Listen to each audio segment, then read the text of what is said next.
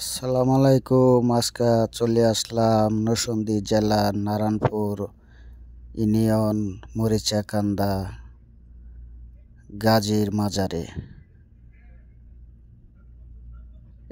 এখানে প্রতি বছরে গাজীর মাজারে দুদিন উরুস হয়। এখানে আসলাম আজকা দেখবা লাগি। এই যে আপনারা দেখাইতাছি, দেখেন কত বড় মাজার। অনেক দূর দূরান্তে মানুষ আসে। এই যে দেখেন,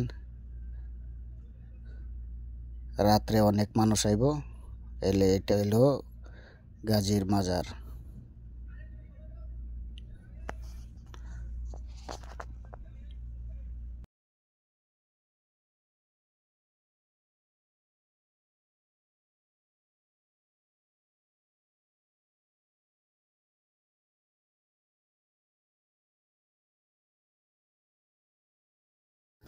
তে ভালো থাকবেন আপনারা।